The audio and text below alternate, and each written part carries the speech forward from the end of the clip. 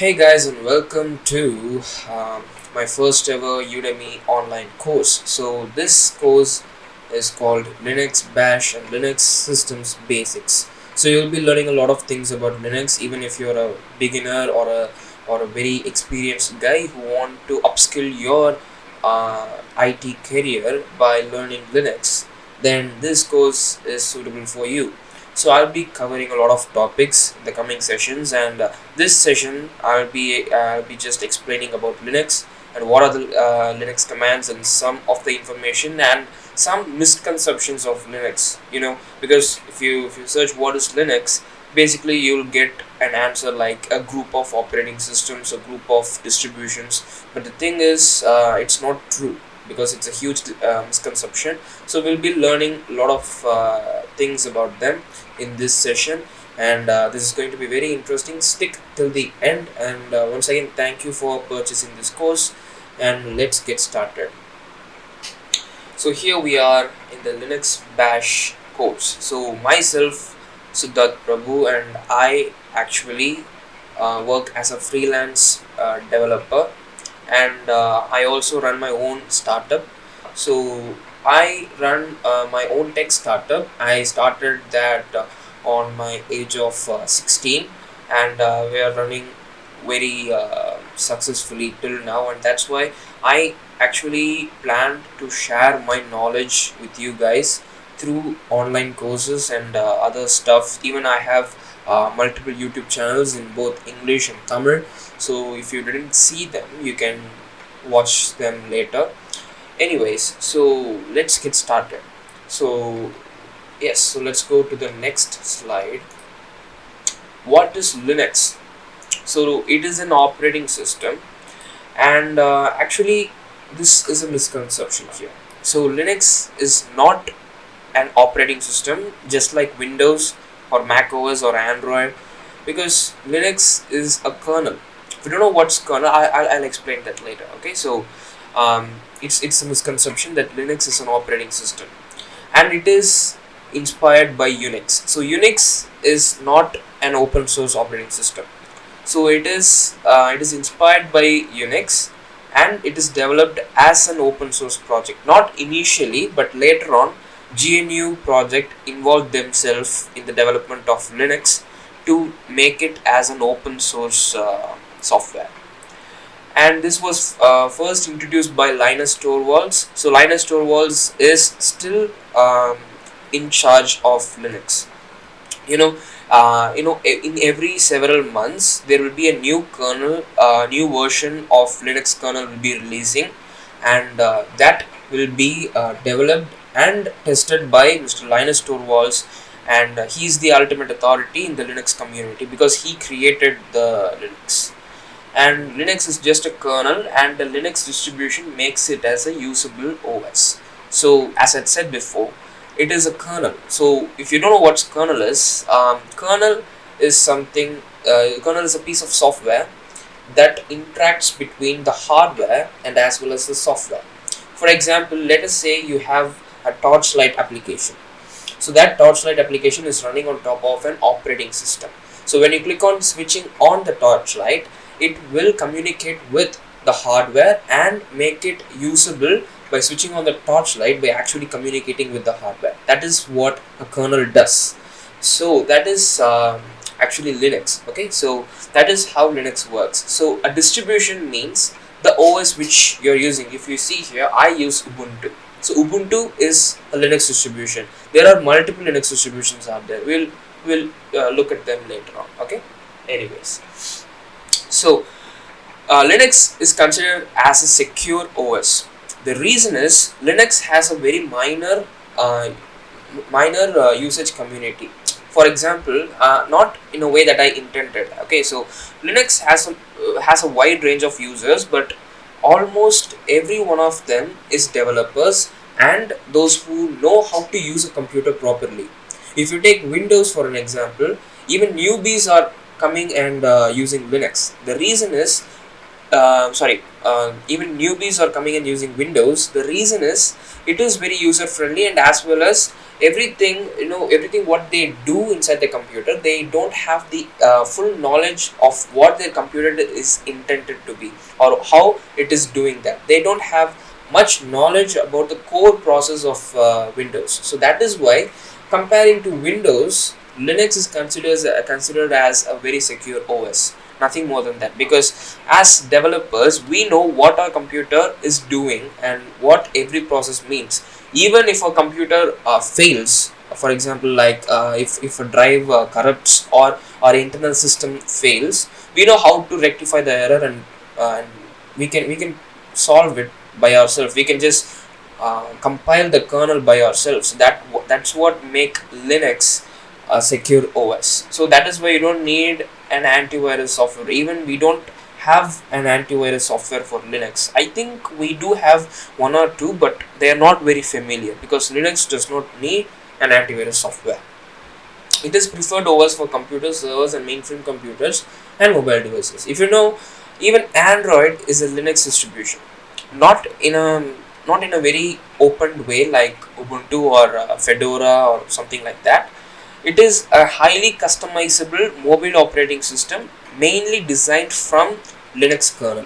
So that is why even mobile phones use Linux, because Android is a Linux OS. You can actually run Linux commands on Android phone using Termex. So if you don't know what Termex is an app which is just like terminal inside your Linux distribution. It is mainly designed for mobile to execute Linux commands on your Android device.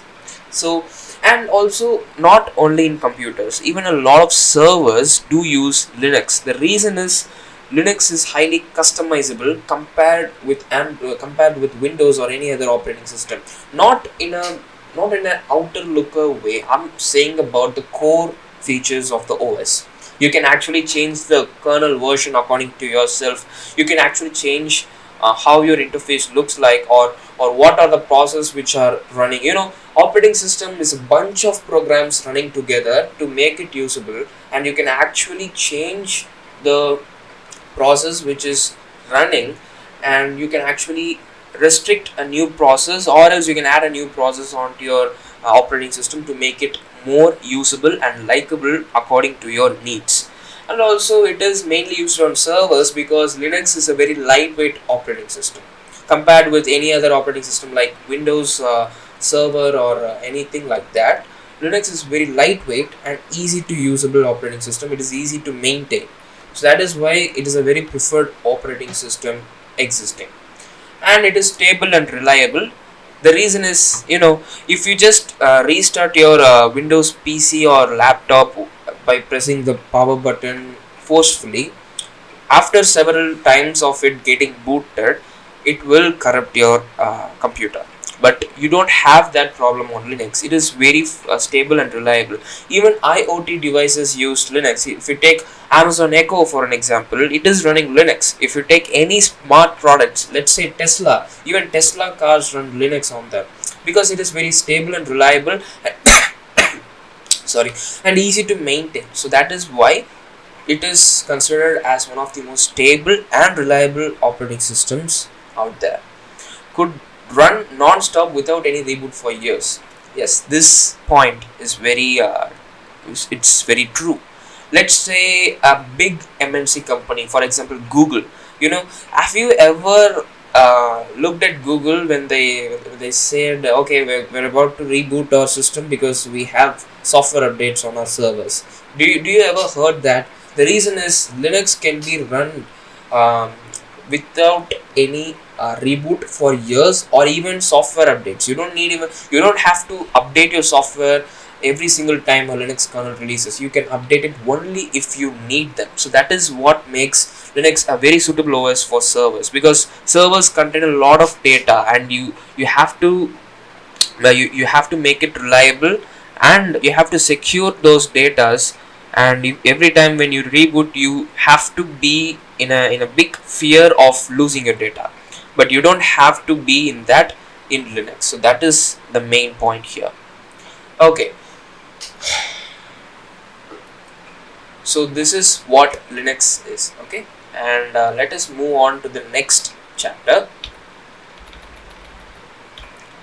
Importance of GNU project. So as I said before, Linux is not an open source software before, but it is just adopted by the GNU project to make it as an open source project. So that is how GNU comes in. GNU stands for I don't know what GNU stands for.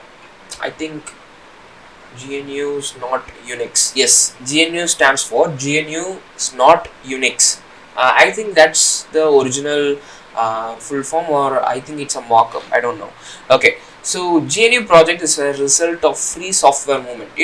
Free software movement is like it's like the movement which was taken by developers to make their software free and usable. If you see a software, most probably that software will be paid. For example, Microsoft Windows, Microsoft Office, or any other software, like even editing softwares, Adobe Premiere Pro, Adobe Photoshop, everything is paid software. So absolutely you'll be needing an alternative software to actually use them. Even if you don't have enough money, or even if you can't afford something, you can actually use an alternative. So that is why this free software movement took place, and GNU project is the result of that. Okay, that is when GNU project was created.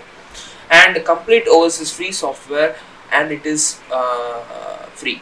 Yes, so Linux OS is completely free, and there are some paid Linux OS. For example, if you take Zorin OS Pro, I think so. Zorin OS, a flavor of Zorin OS is paid, and even some of the other operating systems is also paid. So this payable softwares offers some premium features which is not open source, which is only adopted by the distros company. So that is why it is considered as a paid operating system, nothing more than that. Okay, so next thing is intended to create a Unix like operating system that has created the Linux operating system.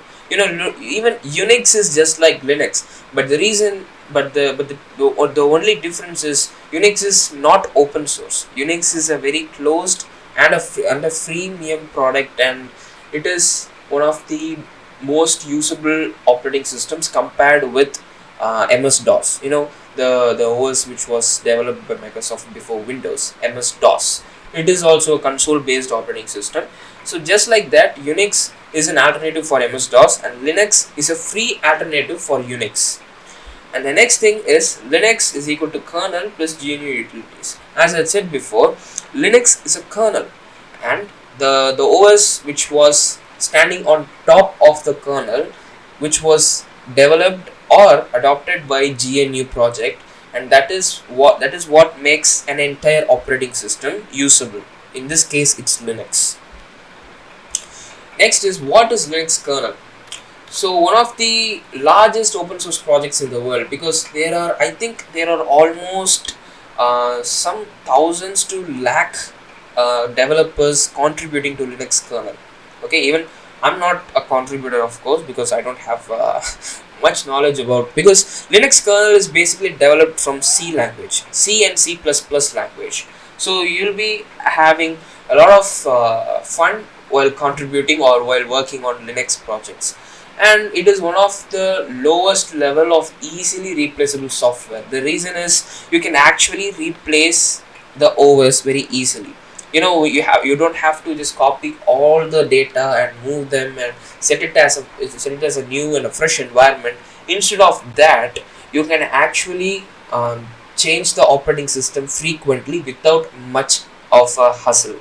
So that is what makes it as a low level of easily replaceable software. The role is to manage the hardware resources for users and responsible for inter-process communication and allow process to run in user mode.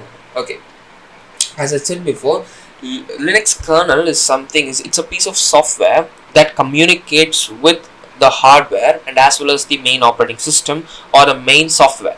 So that is why your phone even can switch on a flashlight, or even to take a photo through the camera. That is how it works, because the kernel communicates with the software and as well as the hardware component to make it as a usable piece of hardware. Okay, the kernel is a core of any OS. It is responsible for translating the user commands into equivalent language understood by the computer hardware.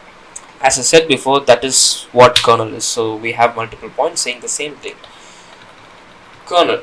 So this is a graphical implementation of what kernel does. Okay, so we have the applications. So these applications communicate through kernel, and the kernel will be communicating with all of the hardware, including CPU, RAM, and the devices like torch and something like that.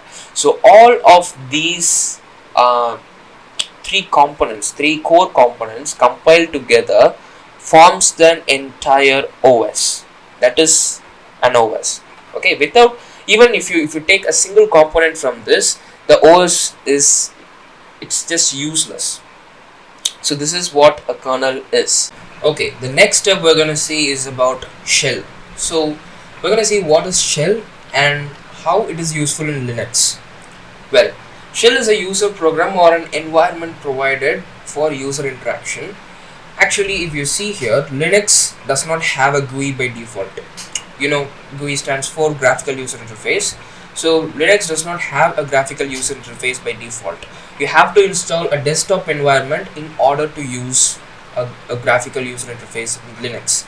You can either install a desktop environment, else you can install a window manager to manage your windows inside the monitor, you know, to tile the windows that you're using. Without a desktop environment or a window manager, you won't be able to use any graphical applications including web browser in your Linux machine. You can only use console based software, which is most probably the software or packages which are being used in servers. With shell, it's like a built-in user interaction interface to interact with your Linux machine. You can execute commands, you can execute any type of interaction with your Linux machine using a shell. So shell is a command language interpreter. You know, Linux uses a command language called as bash. So using a bash, you can actually create Linux automation software or Linux programs, you know, the shell is like the interpreter for that. In a more understandable way, let's say Python is a language, and an interpreter is something that understands the code which is written by you and converts it into a machine code. Similarly, just like that, for Linux, shell is an interpreter. So if you write a bash script or a bash program, that will just, you know, use shell to communicate with the computer to understand what you're about to type and what you have to you know, execute inside your Linux machine. So that is what shell is. It is not the part of a kernel, but uses the kernel to execute the user commands. So a shell is not a part of kernel. As I said before, in Android, for example, because Android is a Linux based OS, so in Android you don't have a shell interface. You have a graphical user interface, and that is built inside Android. So you are not installing any kind of desktop environment.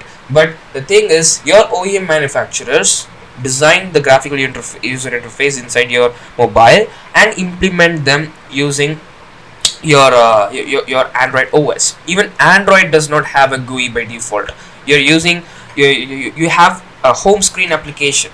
More precisely to say, when you install a launcher inside your mobile application, then inside that, when you go into the launcher, you'll be able to having an option to select between various home screen pages, which is just like shell or any other desktop environment inside a Linux machine. Just like that, in computer, in a vanilla distribution, in a vanilla Linux distribution, shell is a command language interpreter, and of course it is not the part of a kernel. You know, the kernel is the base of the program, the base of the OS, and shell is a bit above than that. You know, it stands on the kernel to understand and communicates between the user and the kernel.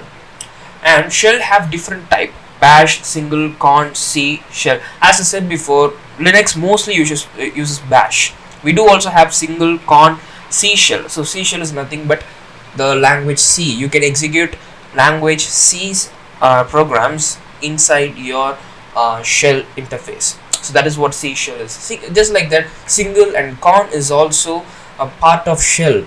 There are different types of shell, as I said before. So that is are the types of the shell interface. So bash is the default shell that you will see. As I said before, bash is the default language. Okay, so it is the default way of communicating through shell.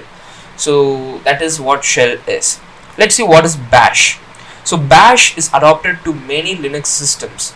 Bash is born again shell for GNU operating systems. That is the full form of bash. Okay, so it is adopted to many Linux systems. As I said before, it is more capable, and it is widely used among so many Linux distributions. So that is why it is adopted by a lot of Linux servers and a lot of Linux systems. Bash has many different features like command aliasing, completion, and etc. So as I said before, bash has a lot of features compared with single, con, or C shell. So that is why it is adopted by most of the Linux systems. Bash combines the features of original shell and as well as additional features to make it convenient to use. Yes, so bash combines the feature of the original shell and additional features of bash make its process even more adaptable compared with any other languages. And bash also keeps command history. This is also one of the interesting thing.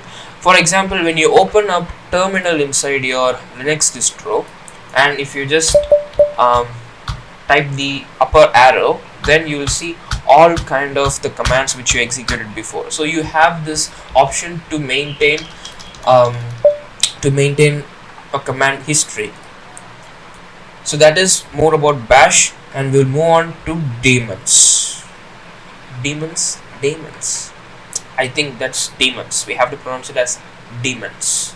So the next step we're gonna see is daemons. So when you hear the name daemons, you don't have to think of a nightmare or something. So daemons are nothing but background tasks which Linux run to keep the operating system up and running. For example, you can see this presentation here. So daemons are services that may not be available at the base operating system. Daemons are programs that runs in background free of user control.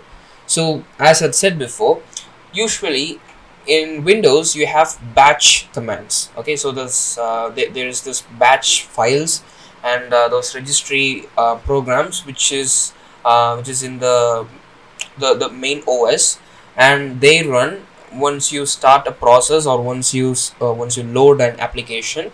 That process will be running in the background to keep the software up and running. Just like that, daemons are for Linux. So you have these background processes running whenever you do a task. So they can be activated by the occurrence of any specific event or condition. As I said before, just like that, you can customize daemons also. So you can restrict the task, you can stop a daemon from running, and that will give you more optimistic control on your system. After the request served, the daemons disconnects and will wait for the next request. As you know, once a condition finishes, for example, if a daemon starts for a condition and after satisfying the condition, the daemon will just stop by itself. Else you can stop it by yourself when you need, but most probably daemons will just run and finish running once the process completes. Just like that, daemon has no control in terminal. So you cannot, daemon has no control in terminal means terminal is like the software which we use in Linux terminal or not actual terminals. They are called as terminal emulators. Terminal emulators. So what does it emulate? In Linux, as I said before, Linux does not have a graphical user interface. So in that case, this terminal, that terminal is the official and the only way to interact between the system and you. Just like that, daemons has no control in terminal because the user has the ultimate authority and the full control over the Linux terminal. and there is this command called as ps-ef. So this command will just list out all kind of daemons running in the system currently. If I type ps-ef, and you can see that we have a lot of process in the background which is running. So this process are daemons. So we have the UID, which is the name of the daemon, and the PID, which is the product ID, and PPID, C and S time. So this is the start time. So the time is now 6:23, and the time which this daemon was started was 6:16, which is the when I started the computer. So this is root. Okay, we'll see about root in a bit now. So this is exactly what daemon is. Okay, nothing more than that. So the next thing is LILO. So actually LILO is a bootloader for Linux.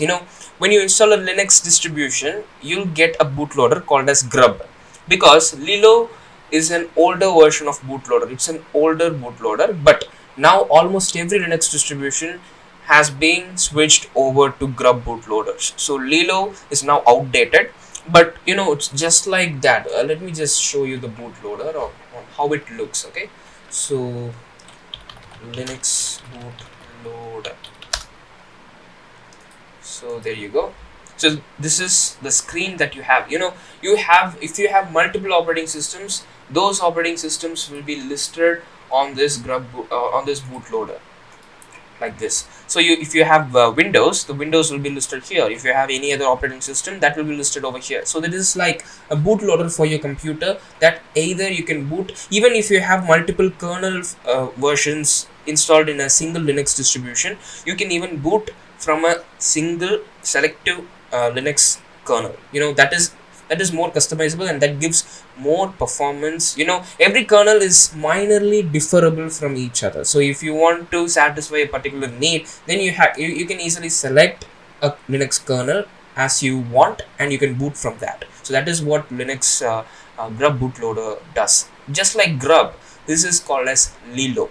Okay, so yes.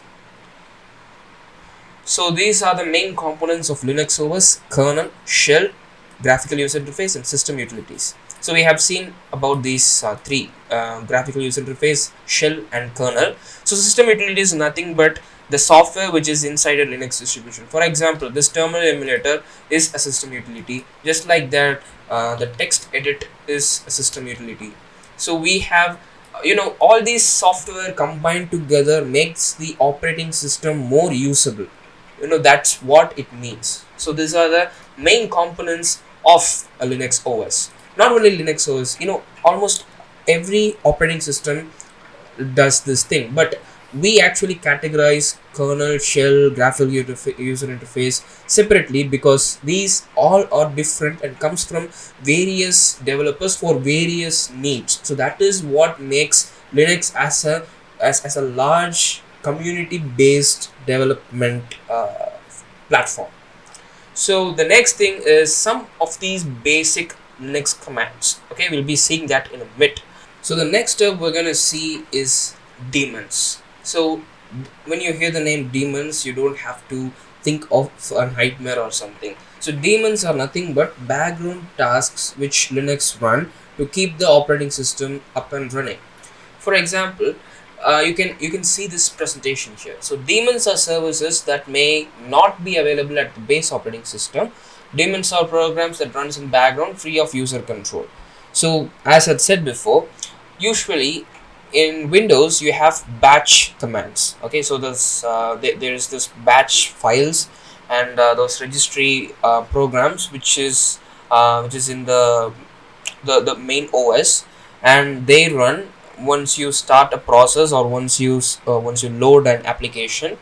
That process will be running in the background to keep the software up and running.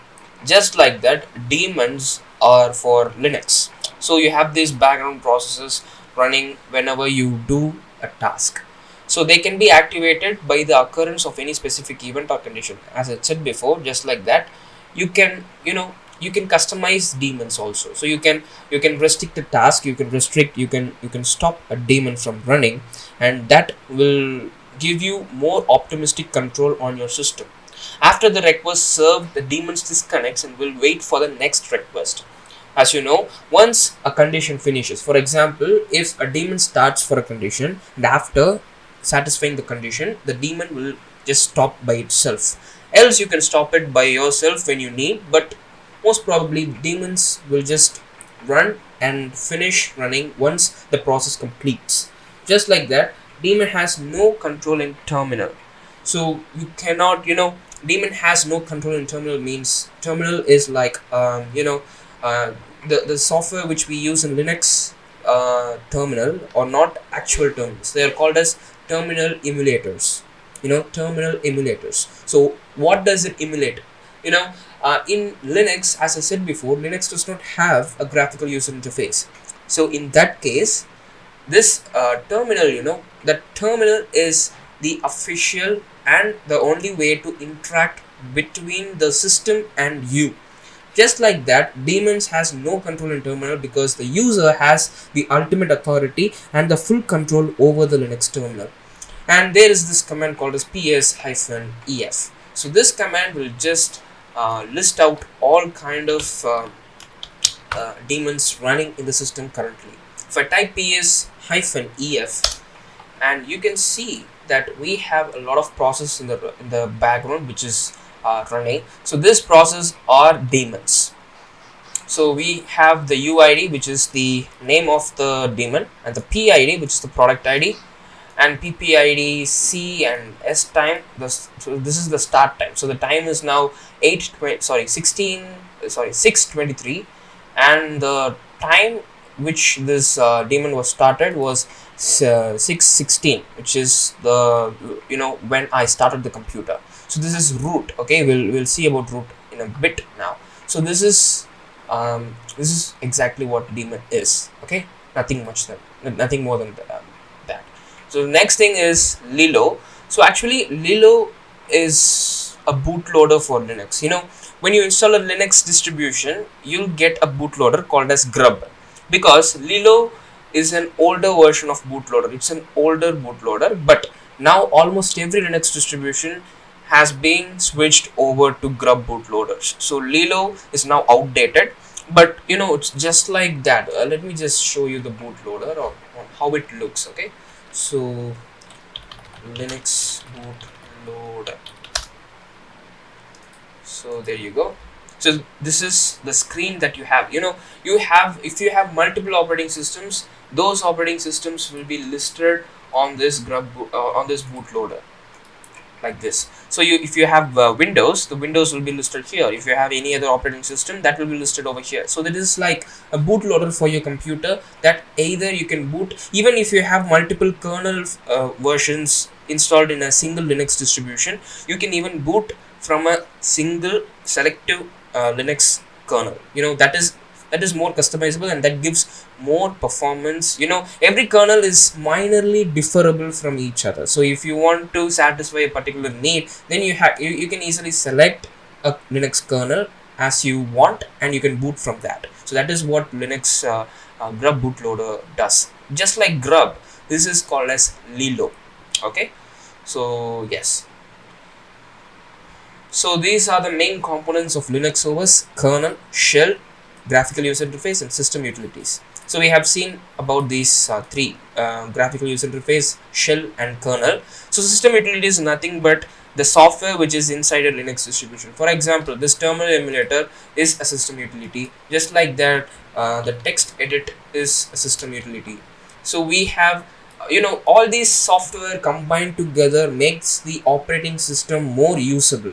That's what it means. So these are the main components of a Linux OS. Not only Linux OS, almost every operating system does this thing, but we actually categorize kernel, shell, graphical user interface separately, because these all are different and comes from various developers for various needs. So that is what makes Linux as a large community based development platform.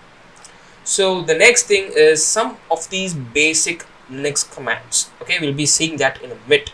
So in this session, we're going to look into root user. So what is a root user in Linux? Well, in Windows, we have this option to run any kind of program or a software by just right clicking on that and click as run as administrator. Just like that, in Linux, we have root.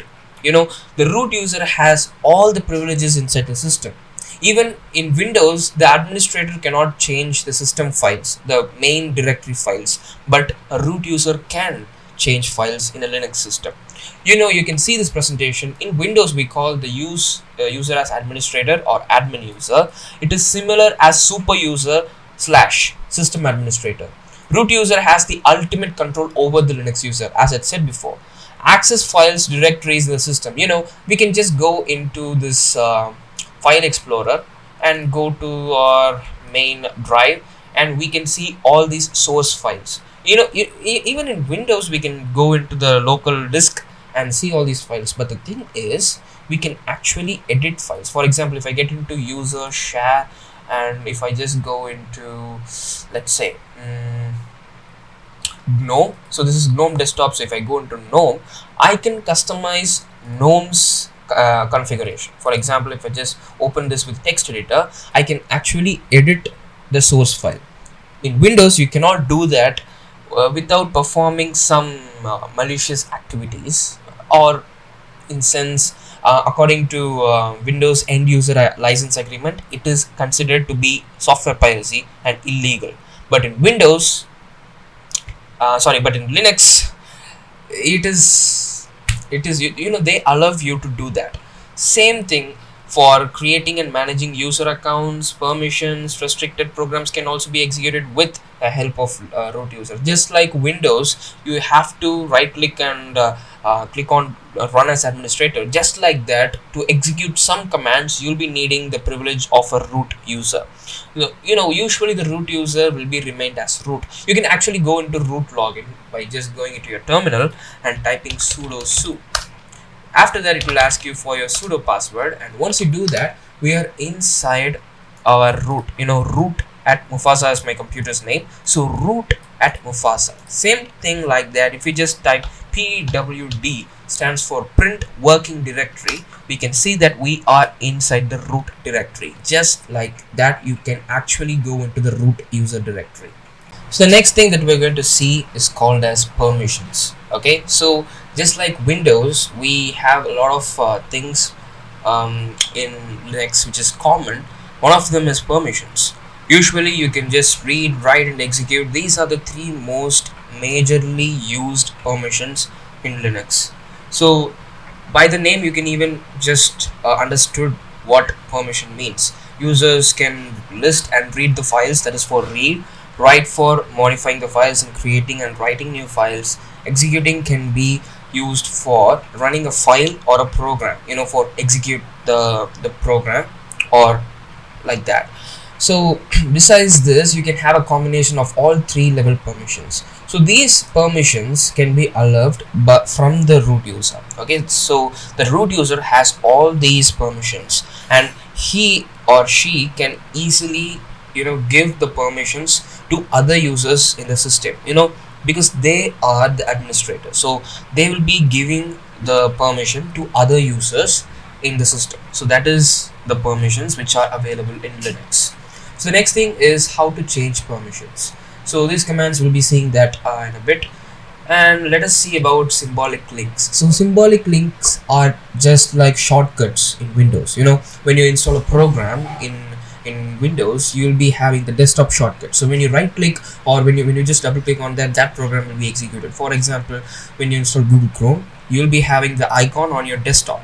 Just like that, instead of something in a graphical way, symbolic link means you have the file, but the file which is about to get executed does not have any content.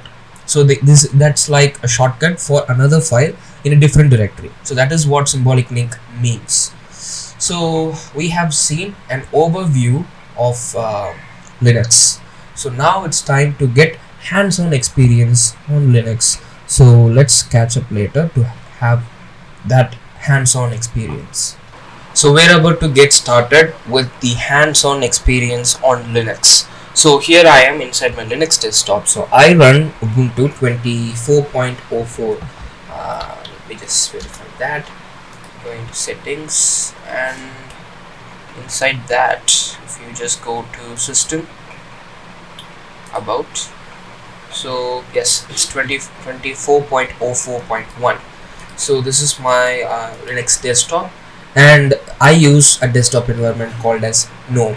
Okay, there are multiple desktop environments like XFCE, LXD, KDE Plasma, and there are window managers called as Sway and WX Wayland. I'm not aware of window managers that much, but this is my Linux desktop. It is similar to Windows. I mean, not in a way that it looks, but the way it functions. We have these icons. When we click on that particular software will launch just like that. So the Ubuntu installation guide is available on my YouTube channel. You can check that on CyberCipher. Anyways, so what we're going to do is we're going to execute some commands. So let's do that. So to execute a command, you'll be needing to open up a software called as Terminal. So this is a utility, not a software. This is a utility. So this is the terminal emulator for this distribution, and usually in the console you'll be seeing your username and your computer's name. Okay, in my case it's Siddharth, that's my username. Mufasa is my computer's name. Let me try to make this a bit bigger. Preference, name, text size. How do I increase the font size?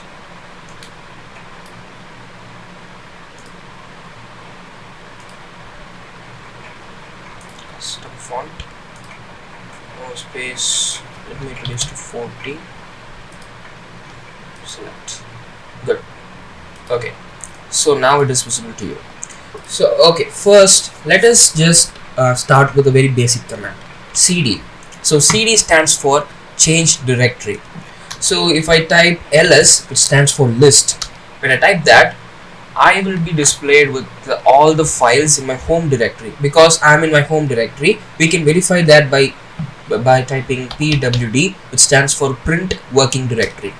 So as you can see, we're in my home directory. Home/Siddharth is my username. So inside home, I'm inside my username. So that is why it is showing as /home/Siddharth.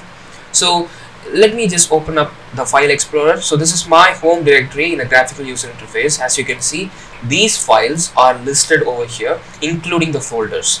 So we can move to a directory. For example, if I just when I type ls, we have desktop. So desktop is a folder which is this desktop right here, just like in Windows. Okay, so if I want to change to that directory, I can just type cd and desktop. And of course this is case sensitive. Okay, so make sure that you type it correctly, otherwise this won't work.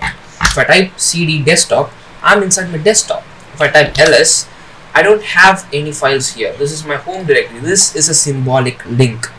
One second, this is a symbolic link, just like shortcut. So I don't have a file in my desktop. It's blank, right? So let us start by creating a file first. Okay, so we can create a file very easily. Let us create a text file. Okay, so we can create a text file by typing touch. Let us name it as hello.txt. Now we can see this text file is now appearing on our desktop, just like that. Now here what we can do is let us just create a file inside a folder. Okay, or we can just move this to a folder. Okay, we can do that. So how do we do that? So that's what we're going to see now. So how do we going to do that? So first let us create the folder. Okay, so we can create the folder by typing mkdir, which stands for make directory, and let us name the folder called as hello world. Okay, and also while mentioning a space, you have to put quotations, because without quotations it won't work, because it will take it as two expressions, which will show you an error. So make sure that you have a quotation. Even double quotation is advised, even single quotation is also your choice. Okay, so hello world, and once we click on that, our make folder is yes, there we go. Yeah, okay, so we have hello world folder right over here, and what we're going to do is we're going to move this text file to this folder. That's what we're going to do now. So how do we do that? We can just drag and drop that, but we're not going to do that here. We're going to do it programmatically. We're going to execute commands. So let's do that. So you can just type, we're going to move this file first. Okay, so what we're going to do is just type mv this is hello.txt to slash that is hello world, right? So let us move that to, or we should not type slash. Okay, so we're going to move that to hello world. There you go. So now this file is just vanished, and when you open that, we can see that the hello.txt file is right over here. Okay, so now we have the file over here. Now let us just bring it back to the desktop once again. Okay, drag and drop is not working. Let us just cut and paste this in here. Okay, both are same. The cut and paste are same, and which is similar to move command in terminal. Okay, I think this wallpaper is very clumsy. You cannot see the files, I think so. Let me just change this to default wallpaper. Yeah, this one is perfect. Okay, so now we can see that these two files are just existing here.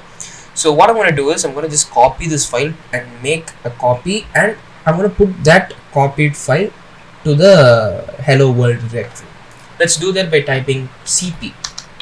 Cp stands for copy. Okay, so cp, same command, so hello.txt, and I'm going to type hello world. And also, why didn't I mention the forward slash before? Because mistakenly I have typed the forward slash. The reason why I didn't do that is when you type forward slash, it will just go to the root directory, because the forward slash starts from the root. So you have to mention home, Siddharth, desktop, and then only you'll be able to paste this. We can type that now. Okay, so I have already typed hello world, so I'm going to type from root. Okay, slash for root, so slash home slash Siddharth slash desktop is this directory over here, and only then you have to type hello world. So now if you type enter, now we have copied that file to this folder. Let us check that. Okay, we can just go and double click that.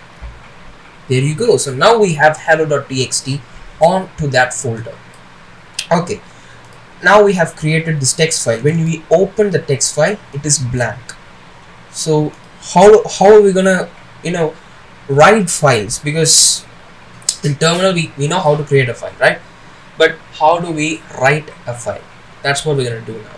So in terminal, in Linux, we have several text editors in terminal itself, and there are major two mainly used text editor called as Nano and Vim. So Vim is a bit complicated, so let us go with Nano, and even I have a lot of issues on Vim, so I don't like Vim that much, so I'm a bit of a Nano user. So how do we use Nano to write some content inside the hello.txt file? So that's what we're going to do now. So for verification, let us just open up the hello.txt file, and inside our terminal, what I'm going to do is we're going to move to hello world directory, and inside hello world we have hello.txt. So what I'm going to do is we're just going to type nano hello.txt. When you type that, we have a text editor open inside our terminal. Isn't it cool? Yes, so we have a text editor inside our terminal, so whatever we type and save will be applied to the hello.txt file. Let us check that. Okay, so here in terminal, I'm gonna type hello, my name is Rod, and if I type, and for writing the file I have to click Ctrl O, and hit enter and control X to exit. So if I go to hello.txt, it's not updated yet, so let me just close this and open this file, because I have opened that, so sorry. So if we open that, there you go. So now we have the content which we wrote on terminal. Isn't that cool? You itself, you have to say that. So now we have hello, my name is Siddharth. So let's edit that. Okay, so we can edit that by typing the same command again, nano hello.txt, and what I can do is, and I love computers. If I type Ctrl O, enter, now we can see file have changed on disk. So if I just click discard changes and reload, there you go, and I can just type Ctrl X to exit. Same thing. So now we are inside this directory, right? What if we can actually use this path and edit the file? Let me show you. So if I type cd without any expressions, I'll be moving on to the home directory. So once we go there, I can just type cd slash desktop slash we have this, yeah, hello world, right? So hello world slash hello dot txt. Sorry, instead of cd I want to type nano. So if I type and hit enter, we can see it does not exist. I mean, I made this error. Let me show you why. Okay, you itself just look into the expression and say what's wrong with this command. Okay, I myself will tell you. Okay, so if you see here, I have this forward slash. As I said before, when you use the forward slash, it will move to the root user directory. So we have to type from the beginning. You know, from the beginning means you have to type home, your username, and then only you will be typing desktop, and other directories path will be coming later on. So we're gonna do that now. So okay, so what we're gonna do is type nano slash home slash Siddharth slash desktop slash hello world slash hello dot txt. There you go. So that is how you do it, guys. So that is how you will use terminal. Okay, so this are some of the basic, very basic Linux commands, and of course we have a lot of other commands also. Let me show you. Okay, so inside this home directory itself, when we type ls, we can say this is list directory, right?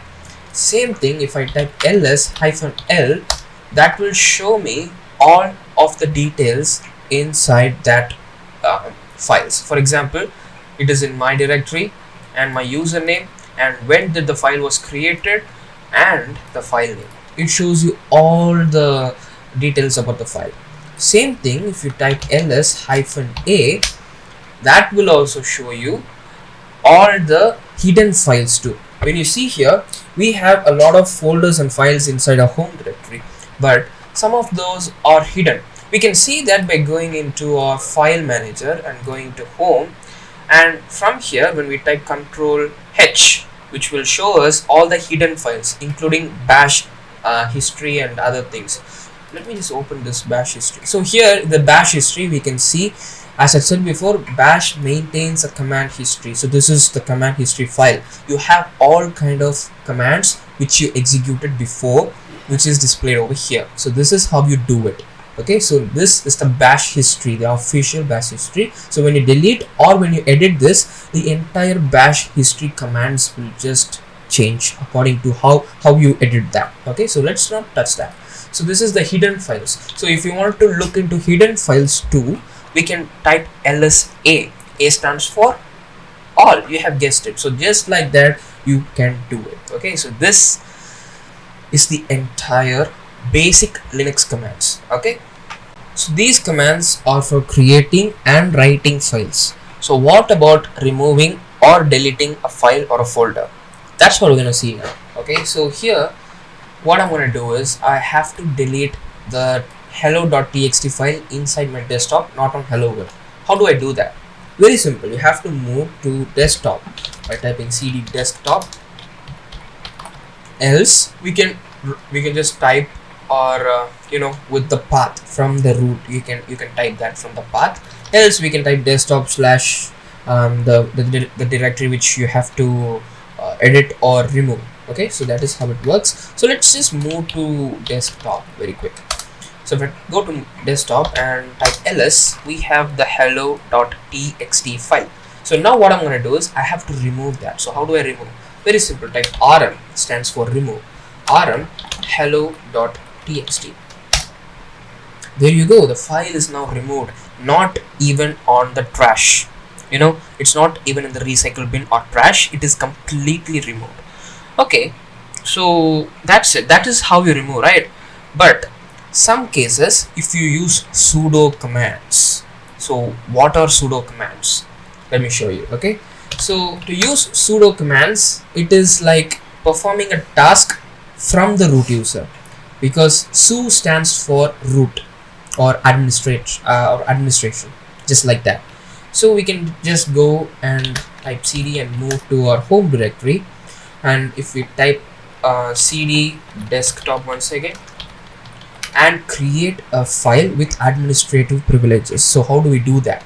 Very simple. Just go and type cd touch, let us say test.txt. Now this will ask you for your sudo password, which you will be setting up while you install the Linux distribution. So sudo password for my user. So now we can see that this text file is created with administrative privileges. So when we just try to remove this file, by just typing rm test.txt, you can see that remove write protected regular empty file. So if we type yes, it will remove because it has administrative privileges. So not only that, we can also write files from sudo. For example, if I type sudo nano and type test.txt and type hello world, I am Siddharth Prabhu, and write and exit. And if I try to edit a file by just typing nano test.txt, you can see file test.txt is unwritable because this was created from the root user administration, from the privilege of the root user. So as a normal user, I cannot edit or do something in that file. And if I just try to remove this now, let's say rmtest.txt, you can see it will ask you for the confirmation. So that is how a sudo user performs a task. Not only that, if I try to just open up the file, in a regular text editor, you can actually edit that. And if I type hi once again and save that, it will ask you for administrative privileges. You can see that. See, failed to save document, permission denied.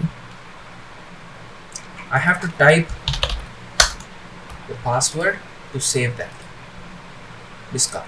So this is how a root user works. You can execute commands. You can also execute your package manager commands. Even in Ubuntu, I have the package manager called as apt. So we can just type cd and type sudo apt get update to update our repositories. So that is updating the repositories from the root user. So now the system will just rectify any kind of internal error and sort it out. So that is how root user commands work. Also, let us just clear this and let us try to remove this file once again. So okay, sorry, I have to move to desktop.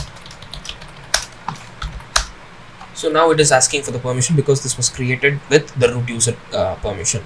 So how do we, like delete the file, but not from the root user? Let's say I don't have the sudo password. Okay, for example, I don't have the sudo password, or myself, I'm not an administrator, I'm just a guest or I'm just a regular user. So how do I delete or edit or do something with the file? You can do that by the permission from the sudo user. How do we do that? So it is very simple. You can do that by allowing yourself into the file. Okay, how do we do that? That's what we're gonna see now. So if we just type chmod, which will just change the moderator of that particular file. So chmod, there are several types of permissions. So there are but only 2 or 3 of them are used widely. Okay, so what are those? Very simple. Watch this. Okay, chmod 755 stands for only allowing the active user. In my case it is Siddharth, so it will allow me to edit or write that particular file without any kind of interruption. That is how it works. So chmod 755, let us say test.txt. okay, but before executing that, if we type ls, we can see test.txt is there. So when in this particular operating system, when the terminal emulator shows a file in white text, which means it is created with administrative privileges, so we have to get the permission to edit that file. So that is how we're going to type chmod 755 test.txt, hit enter. So the operation is not permitted because still the sudo user has not gave us the permission, because as a normal user you can directly execute this command, right? But the sudo user did not give you the permission to do that. So how do we do that? It is very simple. Just type sudo chmod 755 test.txt. there you go. So if I just click enter, chmod, there you go. If I type ls, now we can see that the text.txt file's color is changed, which means you have gained the permission to edit or to execute that particular file. So if we type rm now, rm test.txt now, still we get the this error, but still we can execute and edit the file from our directory itself. Let us just try using nano txt. See, still, but we have the permission to execute this text file. Now that is what chmod 755 means. We can also type chmod -xa, sorry, xa or xo, sorry, I actually forgot that, xo, I think so. It is similar to that only, but what that will do is it will allow all the active users inside the system to edit or execute that particular file. So that is how the sudo command works. So sudo means you will be performing task from behalf of the root user. So that is what sudo command is. So yeah, that is sudo. So the next step we're gonna see is some of the best and some of the most used system commands and networking commands in Linux. So how do we do that? So let us start with seeing the system information, including the hostname, username, and the kernel information and other header information in a single command.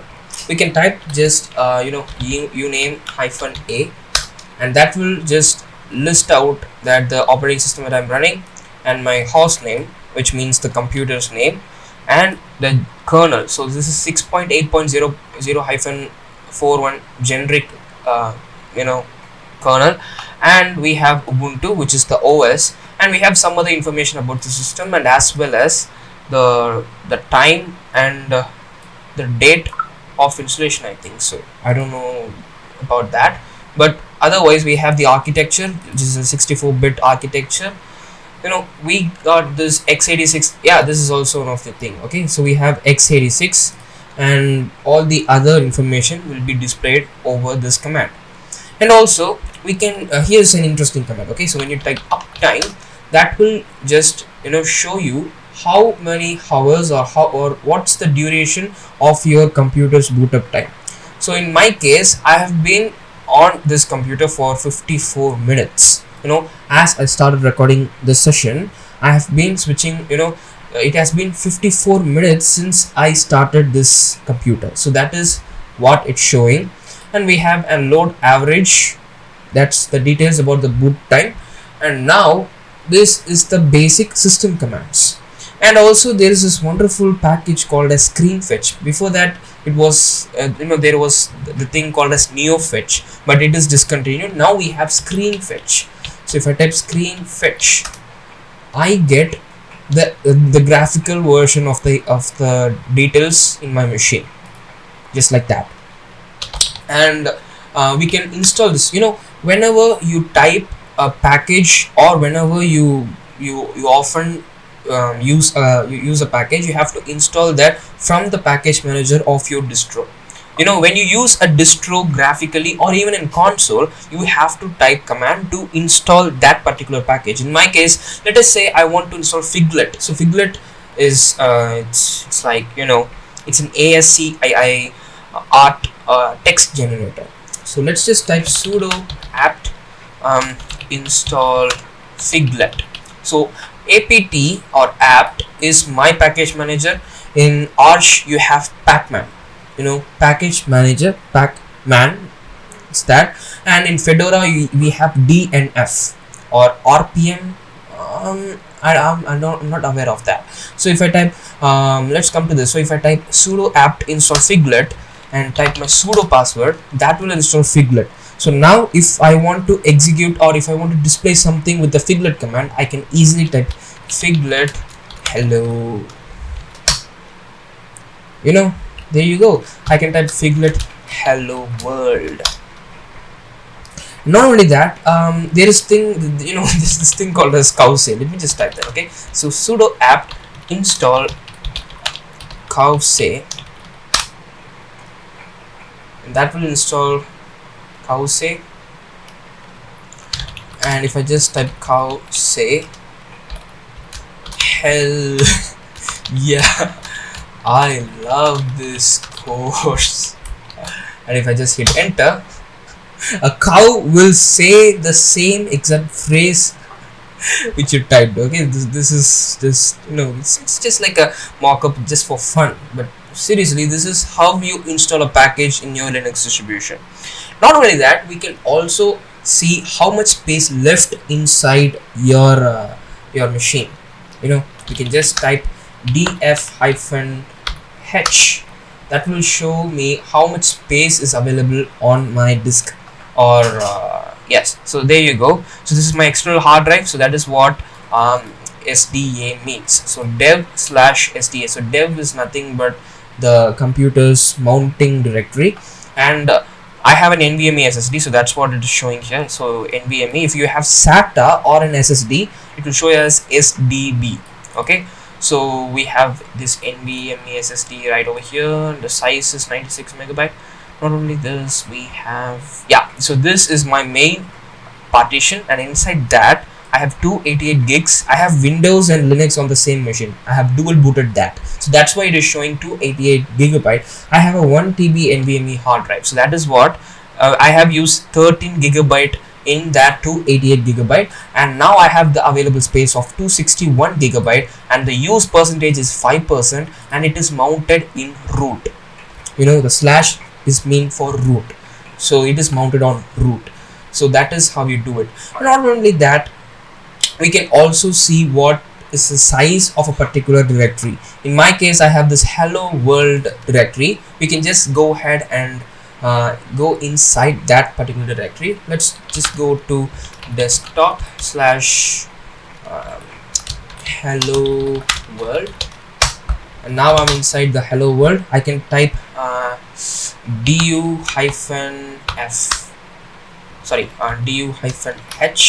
and that is showing me 8.0 kilobyte. It's okay for kilobyte. So now we have 8 KB of data inside this folder. That's what it's showing here. So that is how you see a folder's size. Okay, just like that. And also, not only that, now we're going to see some of the interesting networking commands. So this is going to be very interesting. So what we're going to do is, let us say that you can actually check your internet speed on how or on what speed are you visiting a site. For example, let us say Google for an example. Okay, so let us say you have to measure the speed of you accessing Google. You can just type that ping command, ping google.com, and that will actually transmit data from Google's site to your computer and measure what's the speed you can actually access that site. So that is how it works. Not only Google, we can actually type any kind of website. Let us type my own website. Okay, for an example, let's type my own website, Siddharth PL portfolio, my portfolio website, siddharthplportfolio.netlify.app, and it is transferring data from my personal website to the computer to measure the speed of the site. That is how it works.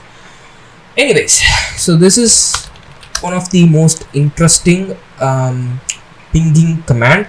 Not only that, actually when you connect to internet, your computer will be configured with an IP address, right? You can also see the IP address, your official IP address, which you can use that as an identity. You can even use an IP address to communicate with other computers. Watch this. If I just type ifconfig, okay, so for this it is asking me to install NetTools, which is a package. Let's type sudo apt install. But before that, you can actually type ipconfig itself. So when you type, oh man, that is okay, I have to type ifconfig, okay, IP. But here's the thing. So IP-A can also, even that doesn't work. In Kali Linux it was working. I don't know about Ubuntu. Okay, so anyways, so sudo apt install NetTools, and once you type that, it will install NetTools, and then you'll be able to check your IP address. So if I type ifconfig, there you go. So now this is my IP address. Okay, so I connected this computer through wireless, so that is why it's here. Else it will show me as ETH or ETR, but since I connected this wirelessly, it is showing as WLP. So this is my IP address. I think I will blur that. Anyway, so this is my IP address. So this is how it works. Okay, so this is how you actually execute some of the basic networking commands and your system commands. So in this session, we're going to look into compression and extraction commands in Linux. So usually in Windows, you have two main type of compression mainly used in Windows computers, that is zip and rar. Okay, just like that, in Linux we have a special type of compression called as tar. Usually there are two type of tar compressions, tar.gz, tar.xz. Okay, and according to my knowledge, tar.gz files are used to compress modules, applications, software, kernel, drivers, and etc. And tar.xz files are used for compressing source files, binary, and etc. Again, according to my knowledge, I'm saying this. Okay, and then now we have a text file. Okay, so we're going to use the tar to compress and extract it. Okay, so how are we going to do that? It's very simple. Okay, so we have this hello.txt file, so we can just go to cd desktop and type ls. We have the hello.txt file. And also for viewing the file's contents, you can type cat command. Okay, I forgot to tell this in the previous session, so let me just type hello.txt. Okay, so because we don't have something, we don't have a content here, so what I'm going to do is just type nano hello.txt. What's this?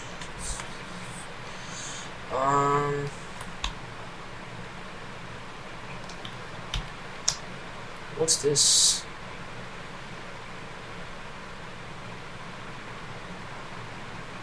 What happened to this file? Something's wrong with this guy. Okay, let me just go and create a new file. Okay, so let's just create let me just delete this pretty quick.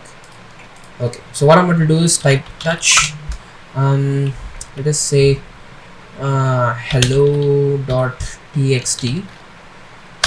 and I'm gonna type nano hello.txt, and I'm gonna type hi there, welcome to the course. Control O, Control X, cat hello.txt. There you go. So we have the content loaded into the file. So what I'm going to do is I'm going to compress this. Okay, so how do we do that? Very simple, just type tar and then type -cvf. C stands for compressing. Okay, cvf, and then we're going to create an archive here. So what I'm going to do is I'm going to type archive.tar. So this has the extension called as tar. So archive.tar, and what I'm going to do is we have this hello.txt file. Okay, so I'm going to type hello.txt. Now if I just click enter, that will give me this tar here.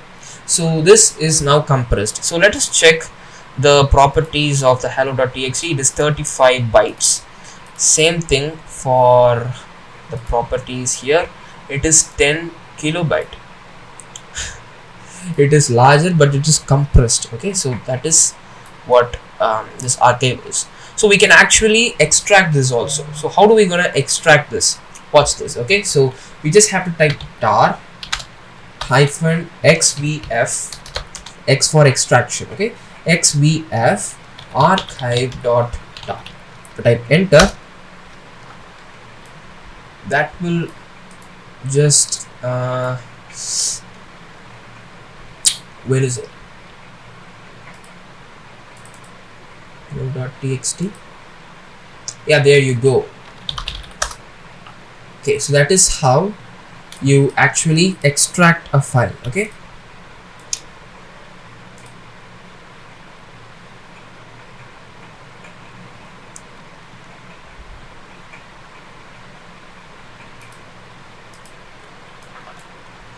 so that is how you extract a file. And also, as I said before, there is this called as gz files. Okay, so how are we going to do that? So gz files are nothing but called as gzip files. So it uses a different type of compression called as gzip. Okay, we're gonna use gzip now. Okay, so how do we gonna do that? Pretty quick. What I'm going to do is I'm going to use this hello.txt once again, and I'm going to just compress this using the gzip. How do we gonna do that? Pretty simple, just type gzip and hello.txt. That's it. So now we can see that it is moved to this txt.gz. Gz stands for gzip. Okay, so we can actually right click and extract this like a normal zip file. Else we can just type g we can just type g unzip hello.txt.gz. There you go. So this is how you unzip and zip using gzip command. Okay, so this is how compression and extraction in Linux works. So now we have came to the end of this session. Okay, so now what we're gonna do is we're gonna look into an extra thing. Okay, so which is to see and remove or stop or kill a process which is being run in your computer. Okay, so that's what we're going to do today. So we can just open up terminal, and inside the terminal we can just type ps aux. This will display all of the all the process, and we can actually use this process. We can kill them, or we can stop them. We can do all sort of things from here. For example, let us try to kill a process. Okay, all these are root processes. So what I'm about to do is, let us say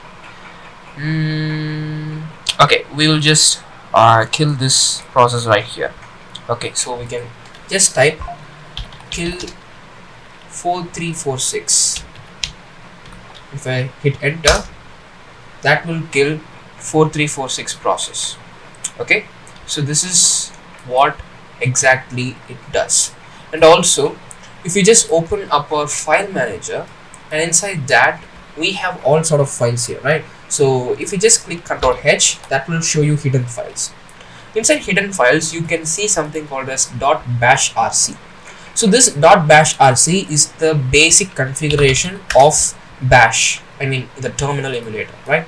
So whenever you type a command, you modify this will be affecting the way terminal emulator behaves. Same thing as the profile is this one. So this is where your profile is configured. Like whenever you go into the terminal or whenever you open file manager, you know, the path, the home directory is configured from here. So the path is basically starts from here. So that is what this this dot profile does. This dot bash rc is something, for example, let us just here let us type figlet or cowse. Okay, so cowse ha ha ha ha, and save it. And then if I open up terminal, we can see as terminal starts, it executes all those commands to get into the correct way of getting into the terminal. Same thing if you edit the file, it will disappear. Let us save this and let us close this terminal and open that. There you go, it just disappears. So this is our first session. We have took an overview of what is Linux, and we have seen some of the basic Linux commands. And in the next session we'll be writing our own bash scripts. It's going to be very interesting, so stick till the end. Thank you for selecting this course once again. So I'll meet you in the next session. Welcome to this session of this course. So today in this session we will be seeing bash scripting and some bash commands. So this module is entirely based on hands-on projects. So if you have a Linux machine, or if you don't have a Linux machine, kindly just get your Linux machine up and running. Just install Linux or virtualize it or do anything, but to get hands-on experience, I recommend you to have a Linux machine and follow these commands after me, so that you will get a practical experience other than just theoretical classes. Okay, so now we will get started. First of all, we need to open a terminal, and from there we are going to type a lot of commands now. So this session will be segregated into several parts, and if you are watching this on Udemy, it will be indexed in a very organized way. So without any further ado, let's get started. I have my notes here, so if in case I miss any points, I will look into that and I will explain to you. And also a full cheat sheet of what commands I use in this class is available, and you can get that from the resource page, or you can even get that from my YouTube channel, or you can get that from any kind of resource materials which you can find on Udemy or any other platform where you're watching this course. So let's get started. Okay, so first what I'm about to do is, let us open terminal and we will look into one of the most easiest and the basic command. Okay, so what I'm about to do is, let me just make this screen a bit bigger. Yes, okay, now this is good. So what I will do now is, we are going to type some commands. Okay, so I will just make my face cam smaller so that you can hear, or you can actually look into the commands that I type. Okay, so first we're going to type echo hello world. So this echo command is used as a print statement in Linux bash. So we have just printed hello world using bash.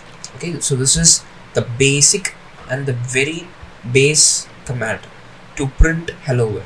Okay, and unlike just like in Python, we have script mode and we have live mode. Okay, so this is like live mode in Python, but in Linux we can create scripts like Python scripts with that extension .py, we can create bash scripts with an extension called as sh, and this sh files can be run on terminals when we just execute them.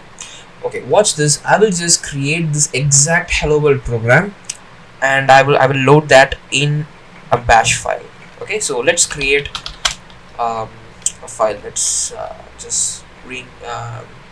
Okay, I'll just name it as hello.sh, and let me open that in my text editor, Nano.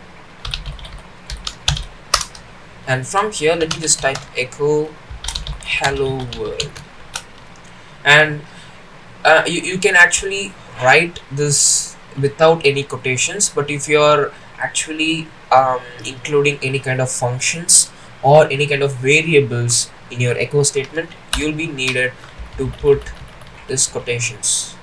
Okay, just single quotation, or in some cases double quotation is needed. Okay, you can customize it as you want. Let's write this and exit, and if I type ls, we can see hello.sh is right here. So what I'm going to do is I'm going to change this. I can just execute this directly, but we can also change the execution permission, to get the user the correct authorization to run this command. But for the sake of time complexity, I'll just run it as it is. Okay, so what I'm going to do is we can just type bash hello.sh, the file name. There you go, hello world. Or without typing bash, you can just type period / hello.sh. So when you do that, we get a permission denied error. So to resolve this, we need to change the permission. How do we do that? Very simple. Just type chmod u+x, and we're gonna type hello.sh. If I type ls, now we can see that the the hello.sh file's color is changed. So which means we have configured this bash script in a way that it is executable with our permissions. Okay, so what I want to do is I'm just going to period / hello.sh, or let me just clear this and run it freshly. There you go, hello world. So this is how you create a bash script. This is a very basic bash script. And also you can actually select a particular interpreter. Just like in Python, you can select an interpreter from the bash script. For example, the default interpreter that this guy is using here is bash. We can verify that by using echo $shell. You can see this is the interpreter that we are using, /bin/bash. And we can also configure a different type of interpreter. For example, if you have Python and if your script uses Python, you can actually configure the interpreter as bin/python or any other directory where your Python program is stored. Just like that, what I'm about to do is, let me just clear this and let me open up the hello.sh. From here, we can just delete this echo statement, and to configure an interpreter, you can just type #! /bin/bash. So this line here is called as shebang. So this particular expression is called as shebang, and with this configured, we will only use the bash language, the language which was used before. And also we can configure any other interpreters as well, not only bash. You can configure, if you have C or C++ compilers installed on your system, you can use them. According to your program, you can customize them. So I'm using bash because we're writing bash program. Okay, so the next thing is also one of the main thing is not only using this bin/bash. Let me just get this straight. Okay, so let me just type echo hello world once again, Control O, Control X, And once we do that, what I'm about to do is, if I just type bash hello.sh, we get this um, this hello world output here, because we have customized the execution policy. So let me just create a new file. So let me just create as hello2.sh, and let's open that with nano. Okay, let me just type hash exclamatory slash bin slash bash echo hello world, and let me just run this bash hello2.sh. So this is how you do it. So we get, even if we don't have the chmod command executed before, we can actually execute this directly. And also bin slash bash, the shebang command needs administrative privileges, so you have to make sure that you have the user configured, and he has or she has the ultimate authority over the program, so that the user can actually execute or manipulate that particular file. Okay, next thing is we're going to see how to get inputs from user. So we have created a program which gives output. So now it is time to get input, and according to that we're going to give an output.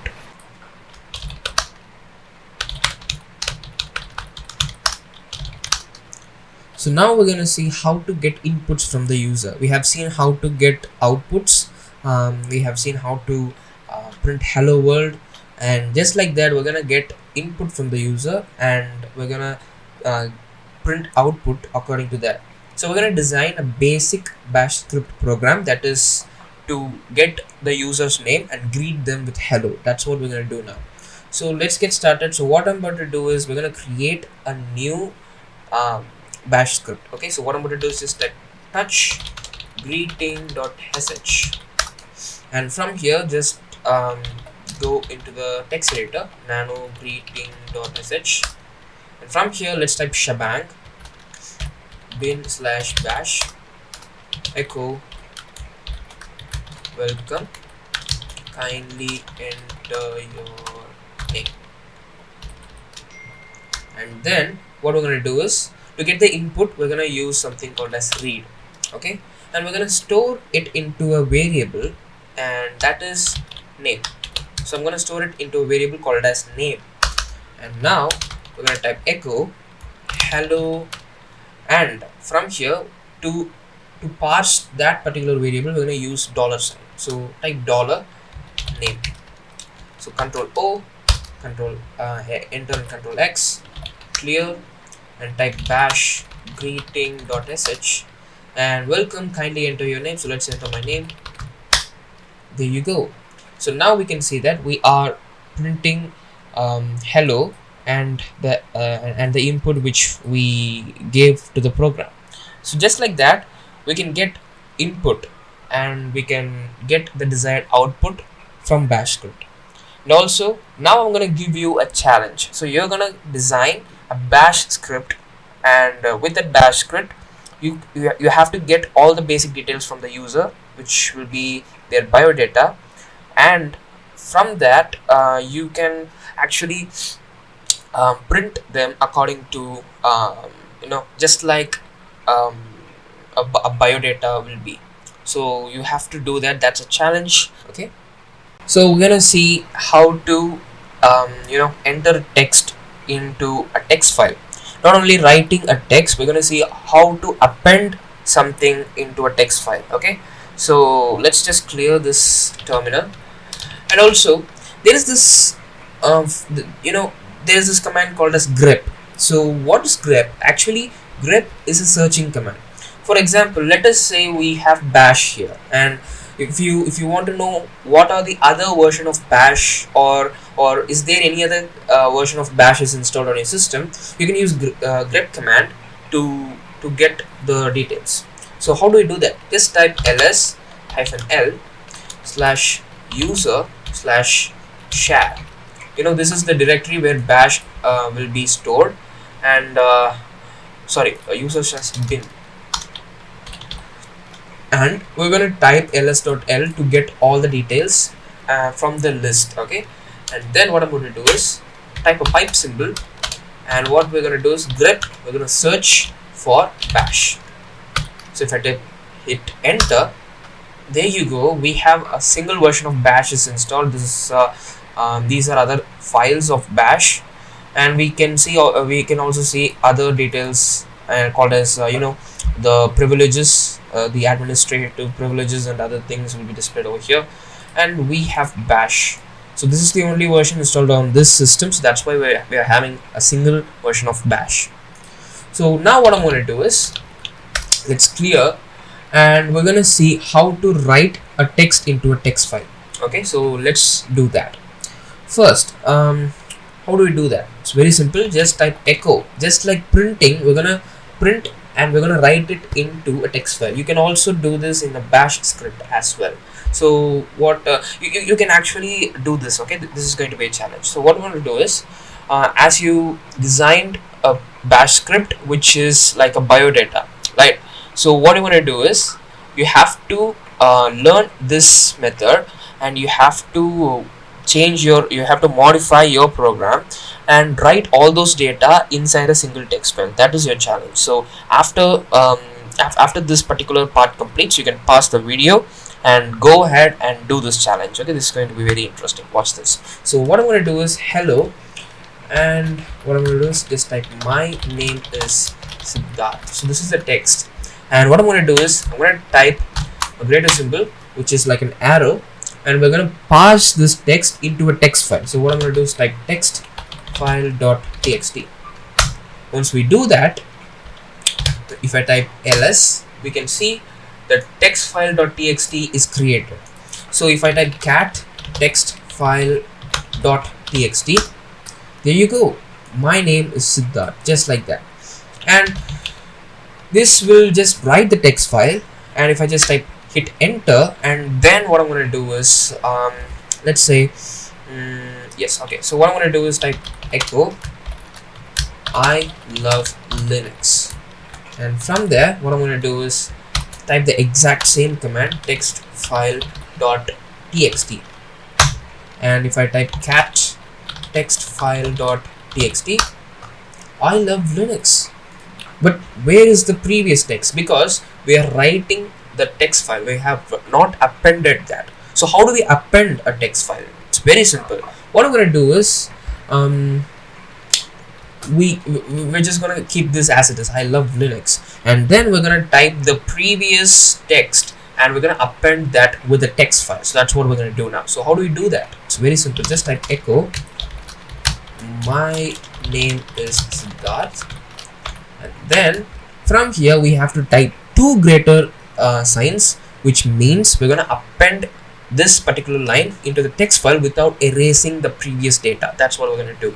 So type two greater signs, text file.txt, and then if I type cat text file.txt, there you go. So we have two expressions on a single file. So this is how you append and write various data into a text file, and we're gonna store it into a text file or without even printing that. So that is how this works. You can also use this in bash scripts. So as I said before, you can do this challenge which I mentioned before. So, and also there is this command to count the number of words in a particular text file, and that is it's very simple. There is this command called as wc called as word count. Okay, so word count -word. So what we're gonna count is the text file. So we're gonna type text file.txt, and that is going to give us the number of characters in the text file. Okay, so as you can see, 1 2 3 4 5 6 7, that is the number of words in this text files. Okay, not the characters. I made a mistake. Okay, so now we can see that we have 7 words. But why is this thing appearing here? We don't need that, right? Because we just need the count. So let's hide that. Okay, so to hide it, it's very simple. What we're going to do is type wc -w and then type a the smaller sign and then type text file dot txt. If I type enter, then there you go, we can see we have only received 7 as the output. So this is where you get the count alone, not only the file, followed by the file. You just need the count of the words inside that text file. So this is how you do it. Okay, so now not only that, we can also do something called as EOF, called as end of file, which means you will just type a statement with followed by end of file, which means from that you can type a numerous amount of lines of sentences or words, and that can be finished until you type EOF once again. Watch this. So what I'm going to do here is, let us just type a cat command. Okay, we're going to type a cat command. So we're not going to store, or we're gonna display a particular text file. What we're going to do is we're going to use EOF command to get the the data which is being entered in this particular line. So watch this, it's very good, it's going to be very interesting. Watch this. Okay, so what I'm going to do is cat and then type 2 lesser signs and type EOF and hit enter. So now we're going to see we have received a greater sign over here. Okay, this sign over here. So what I'm going to do is let's just type my name is Siddharth, and now this is the number of lines. And what I'm going to do is I'm going to type EOF once again, and there you go. As we typed cat, this is just displaying it here.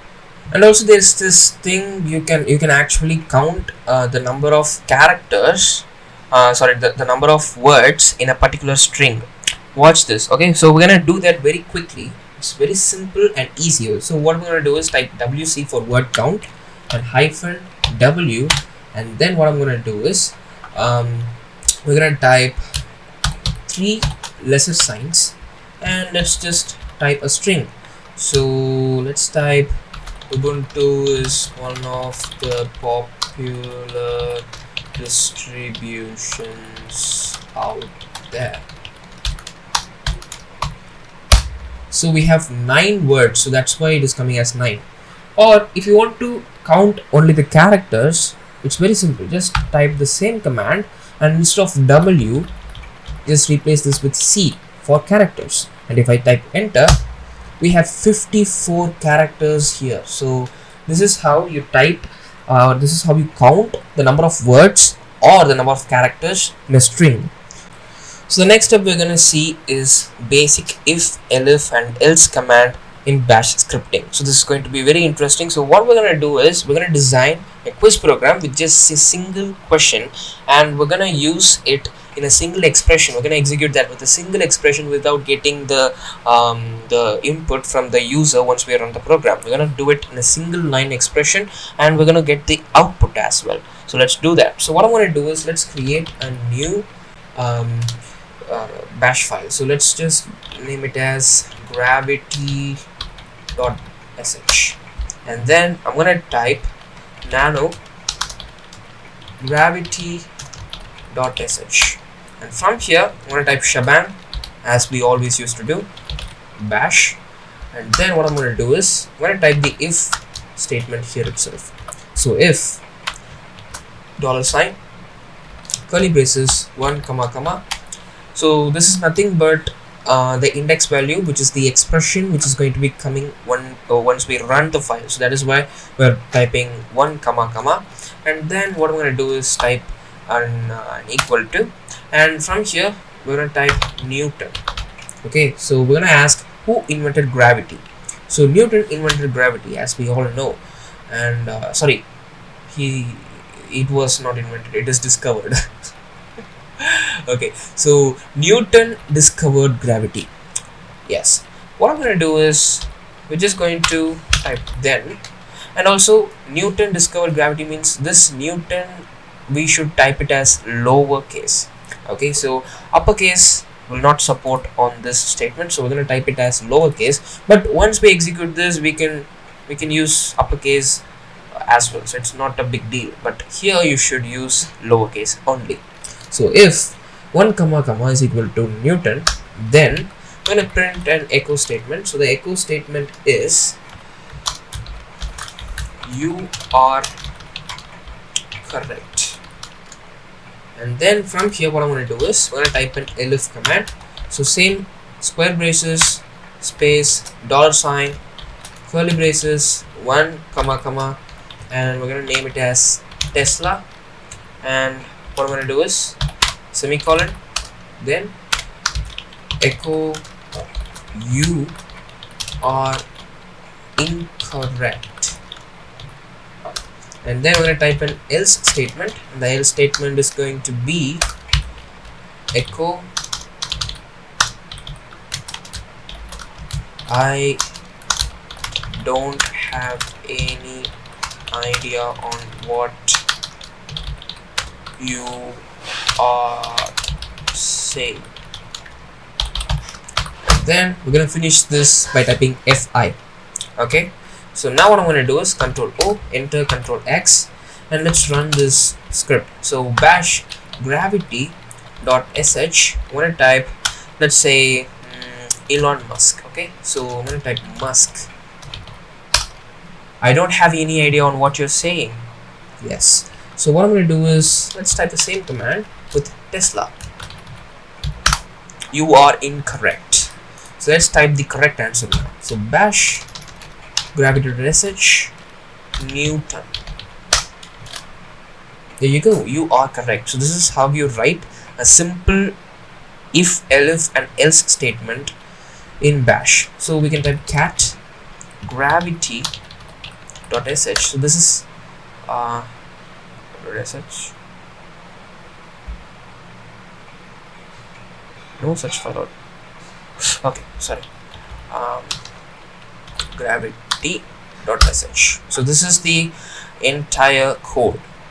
Okay, so that's it. And the next step we're going to see is case statements. So let's get started. So the next step we're going to see is case statements. So case statements are similar to if, elif, and else statements which we saw before. But case statements are very useful if you have multiple expressions to be expressed in a single condition.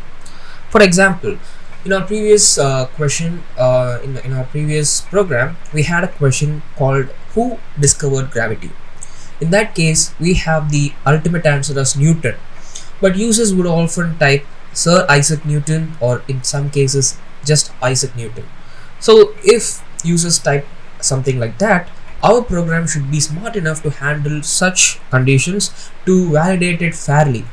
Let's say if we just made an if statement of Newton and the user would type Isaac Newton, it would show them it as a wrong answer. That is really it sucks. So we have to make our program smart enough to validate such a condition. Usually you would suggest to create multiple elif statements, but that is frustrating because in some cases there are about 50 to 60 correct answers or any kind of positive results, and you have to type elif, elif, elif, elif to the n number of times to get the correct answer. In that cases, case statements are your best pal. The reason is you can express multiple conditions in a single expression. That is what it is very helpful and useful in bash scripting. Usually case statements are available in almost every traditional languages, including Python, Java, C, C++, and etc. So now we're gonna go ahead and create a case statement program with the same question, who discovered gravity, with the same number of options. So let's get started. So what I'm going to do is I'm going to go ahead and create the gravity.sh because I deleted that. Now I'm going to type nano gravity.sh,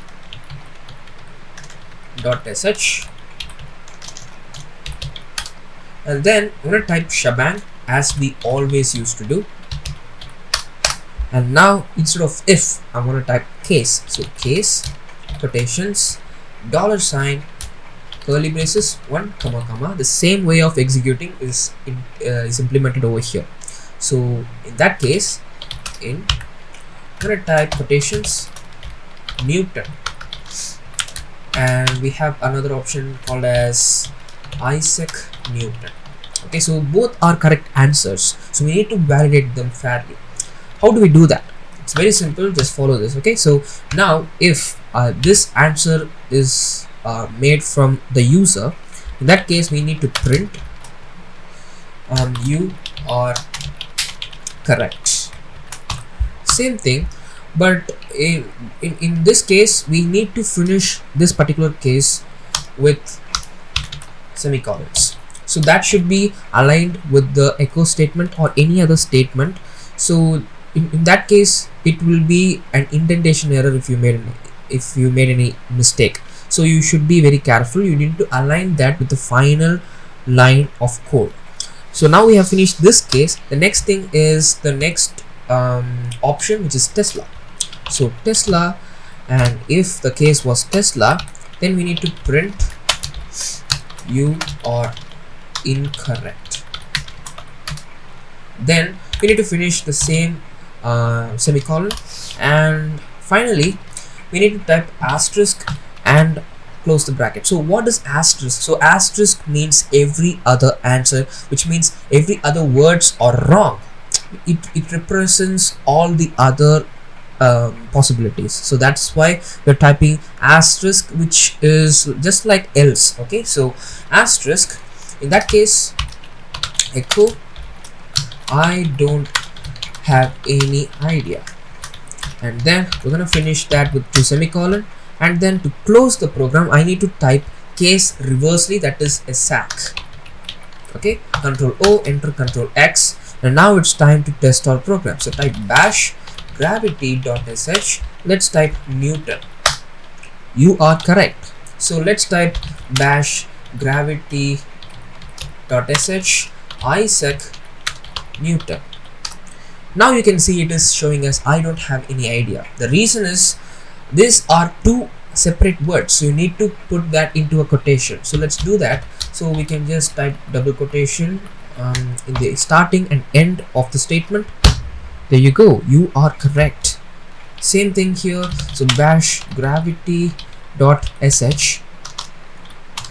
Tesla, you are incorrect. So this is how you do it. So this is how case statement work. Just type cat gravity.sh.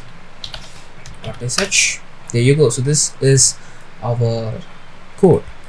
So the next thing is arrays. So let's get started in the next video. So now we're going to see about arrays in bash scripting. So it is very easy and it's going to be very short and sweet. So let's just get started. This is very simple and interesting. Watch this. Okay, so first, to define an array in bash, it's very simple. You just need to do it like in Python. Okay, so type my list. So this is going to be my array. So in this list I'm going to add 1 2 3 4 and 5. Okay, so now we have multiple words in this single list, and just hit enter. So now we have created the list, and this is in we're gonna pass it in array. Okay, so that's what we're gonna do now. How do we do that? It's very simple. To print all these to print this particular list, I need to type echo $sign my underscore list, and that would print us 1. The reason is we didn't mention any kind of indexes here, so that's why it's printing the first index in the output. So that's what it means. So how do we print all of these values, which is this 1 2 3 4 5 in the output? It is very simple. Just type echo $sign curly braces my list square braces, type at. There you go. So now we have all of these values printed over here. Not only that, we can also print a particular value. For example, instead of at, I want to replace this with 2. So if you see here, this is 0 1 and 2. Now the output should be 3. So this is how it works. So this is arrays. This is some of the basic functions in arrays in bash scripting. The next thing we're gonna see is loops. So loops are similar to arrays. I mean, not in the manner that I meant. Okay, so loops are like, you know, we only have for loop in bash. The reason is while loops are not required in bash scripting. I mean, we don't use it often.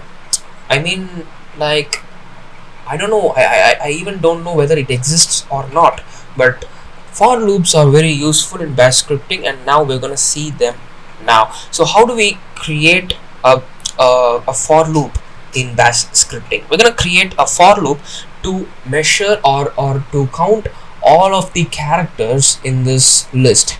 Okay, it's going to be very simple. Watch this. What I'm going to do is I'm going to type a for item in $, curly braces, my list, and then we need to count all we need to count all of these values, right? So to do that, we need to pass the square braces with at.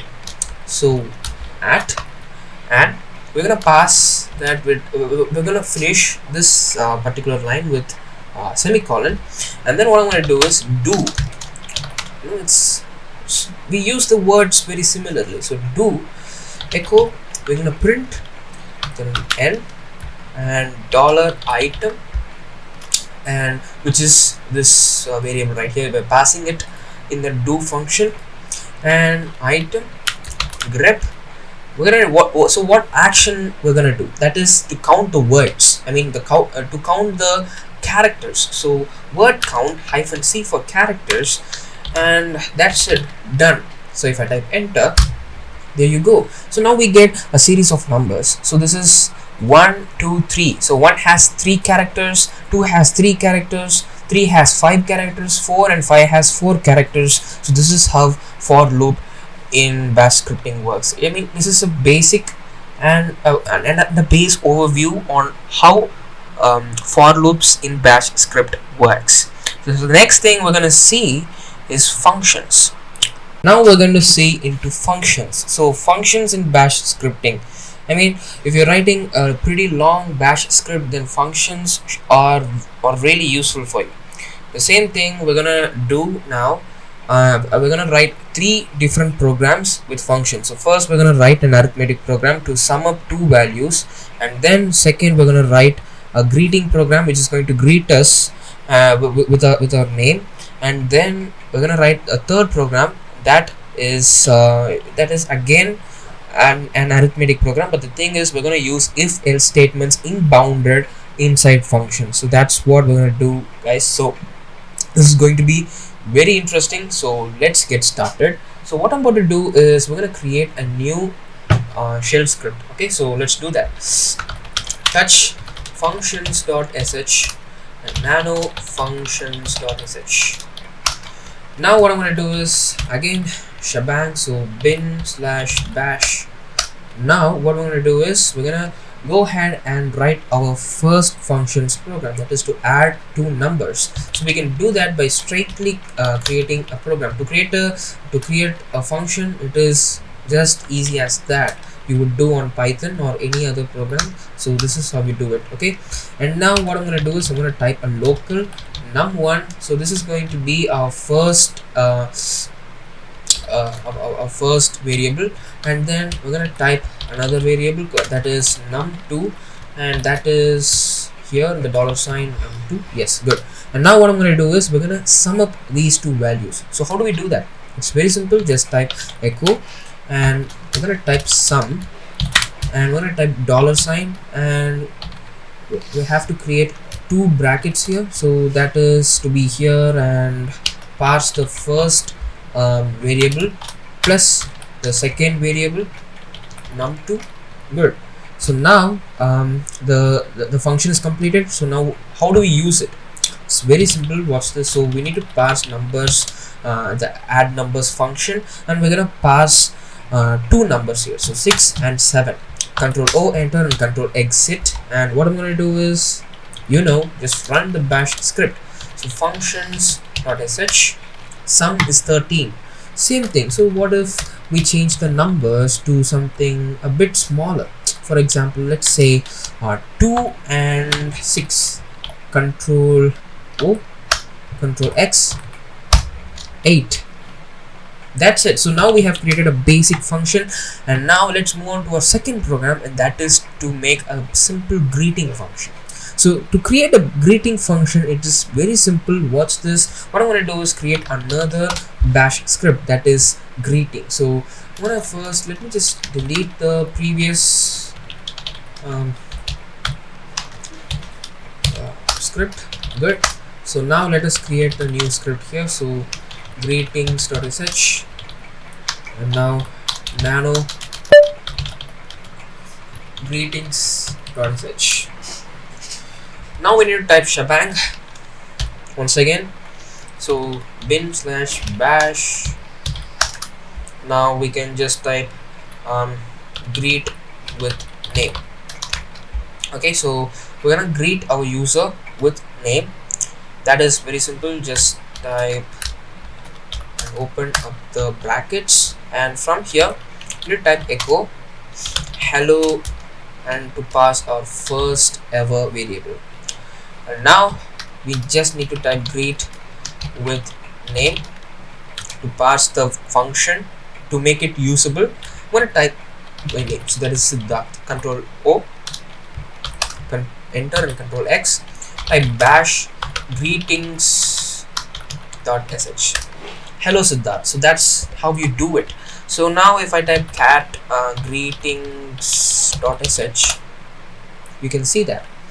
So this is the function. This is very easy, right? Now we're gonna do another a little bit complicated program, that is to pass an if else statement. So let's just create a new shell script now. So that is touch if else function.sh. Now let's go into that function, if else function.sh. Now just type shebang as we always used to do, bin/bash. Now what I'm going to do is we're going to create a function called as check number, and the function will be here, the initial stage, and I'm going to type a local num. So this num is going to be our variable. So we're going to pass the number into this variable to validate it. Okay. So now what I'm going to do is I'm going to type an if statement. So if square braces $num minus gt10. So in that case, then echo the number is greater than 10, and the same thing here. So now what I'm going to do is type an else statement, echo the number is lesser than 10. So this gt is nothing but greater than. Okay, so that's why it's gt. And now what I'm going to do is type fi. The if statement should be reversed to fi, and then what I'm going to do is just finish the program, but we need to make it usable, because now we have created the function, but we need to make it usable. So how do we do that? It's very simple. Just type echo and enter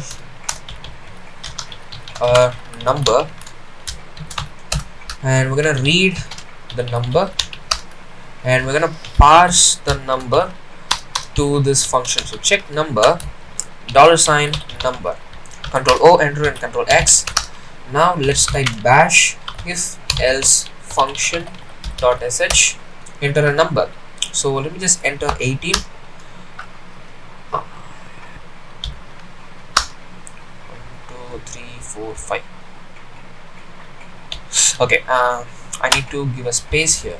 Yeah, Control O, enter, Control X. Now let's just run this program. Enter a number 18. The number is greater than 10. There you go. So now if I need to add, let's say 9, the number is lesser than 10. So this is how you do it. So now we have completed till if else statements, and now we have completed till functions. Good. So now we have only 2 topics left, guys. So we'll be seeing that in the next in the next video. Yeah, let's get started. Welcome to the final session of the course. So in this session we're going to see two main powerful tools in Linux Bash, and that is AWK and SED. So AWK is nothing but it's a tool, it's a powerful tool for manipulating or searching or filtering a particular data, usually mainly used for filtering or searching a structured data like CSV or even text files. So we're gonna look and play a little bit with AWK. We're not going to get a very deep knowledge in that. We're just going to see an overview. So if you want to see or if you want to learn more about AWK, there are plenty of other tutorials, and even I have made a video on my YouTube channel, so you can check that out. And now we are going to look into AWK. So let's get started. So AWK, as I said before, it's a powerful tool for searching, filtering and manipulating text. So we're gonna test it out. For that we need a structured data, so let's create a text file. Okay, so I'm gonna create a text file called as data.txt. So touch data.txt, nano data.txt. Now we're not going to type shebang. Okay, this is a text file. So now what I'm going to do is I'm going to add John Doe, and he is 1000. So this is our first name, surname, and this is his salary. Okay, so same thing, Jane Doe, and her salary is 1500. Finally, Mark Johnson,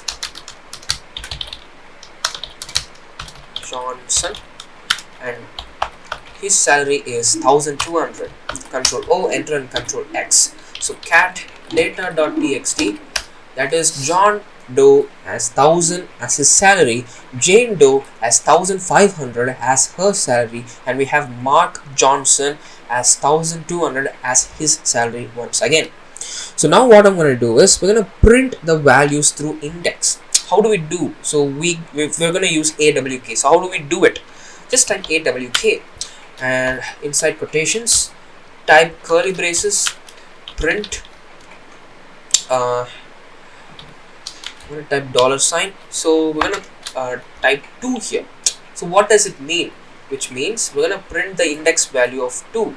In that case we're going to print everyone's last name only, because this is 1, 2 and 3. So we're going to print everyone's last name, Doe and Johnson.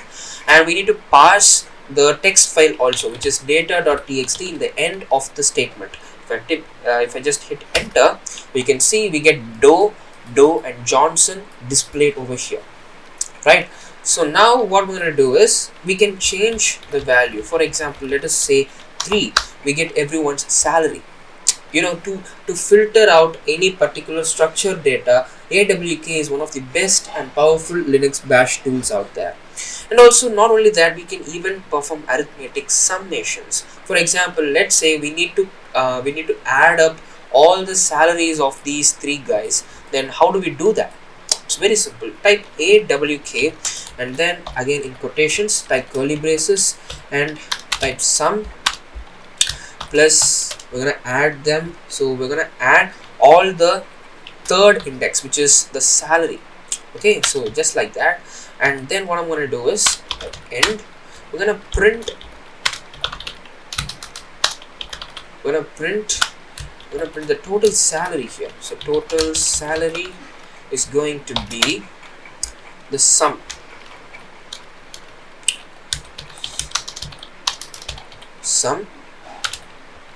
and that is finally we have to parse the text file. So data.txt, and hit enter.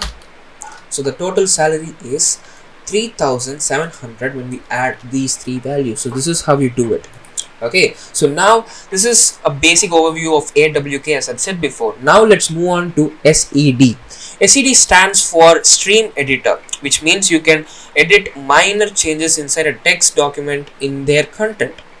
Most probably a stream editor is useful when you don't have to open a text editor, full format text editor, for example Nano, Vim or anything. You don't have to open that, you can just edit it directly from terminal. That is why we use SED. So we're gonna use SED and we're gonna play with that a little bit. So let's do it. Okay, so what I'm going to do is I'm going to create a sample text file first. So let us create let me just clear terminal. So touch sample.txt. so now we need to add some contents to that sample.txt. So nano sample.txt, and let us add hello world and hello universe. Control O X. If I type cat sample.txt, we can see hello world and hello universe has been added up into the text file. So now what we're gonna do is we're gonna we have to edit some of the following in the text content. So what we would often do, we would just open that in a text editor, in a graphical text editor, or even nano or vim or anything like that, and we edit the file. But with stream editor, the replacement of words are made easy, because in stream editor you have the main goal is to find and replace certain words. Watch this. So now what I'm going to do is type SED, stands for stream editor, as I said before. So now what I'm going to do is just add the quotations. So we're going to replace hello with hi. Okay, and we need to parse the text file sample.txt. If I type hit enter, so all of the hellos have been converted into highs. But if you type cat sample.txt, it still didn't change in the text file. So how do we impact that? It's very simple. You just need to put an hyphen I in that, so that will just save the state of the text file. And once we click cat sample text, now we can see it has been changed. So now we can, not only that, we can even replace all occurrences of a word in each line using SED. So that's what we're going to do now. So it's very simple. Type SED quotations S. We're going to pass the word, and I'm going to pass the word into everything, and we have to make it as a global word or global variable by parsing the G. So G stands for global. And now what I'm going to do is type sample.txt. Now we can see that the word is changed into everything, right? So now we will get the output as that, but still if we type cat sample.txt, it didn't affect it. Only if we add the hyphen I, it will affect the text. It will load it into that text and save it. Okay, so now not only that, we can even delete a particular line in a pattern. So we're going to do that now. So how do we do it? So type SED, and instead of typing any other S or D inside here, just type the word which you have to delete, and /D stands for D for delete. Okay, so just type that and type sample.txt. If I hit enter, there you go. So the hello in every other so hello didn't existed, I think so. So let us just delete hi. What about that? And yes, so it is deleted. So this is how SED works. So that's it, guys. I hope that you have learned something about Linux Bash, not something I've been working hard for this course. Okay, so I hope that you had a basic idea of what is Linux, and I hope that you have mastered some of the commonly used Linux commands and Bash scripts. Okay, so this course has been designed by me with the help of a video from Free Code Camp. So also I want to give them credits. And yeah, so that's it. I hope that you have learned something in this course, and I'll see you guys. I've been working for another course after completing this, so I hope why I'm saying this 1 second. Okay, anyway, so I'll see you guys later. You can check out this course. You may suggest this to anyone else if they need it. Okay, thank you for selecting and purchasing this course. Thank you.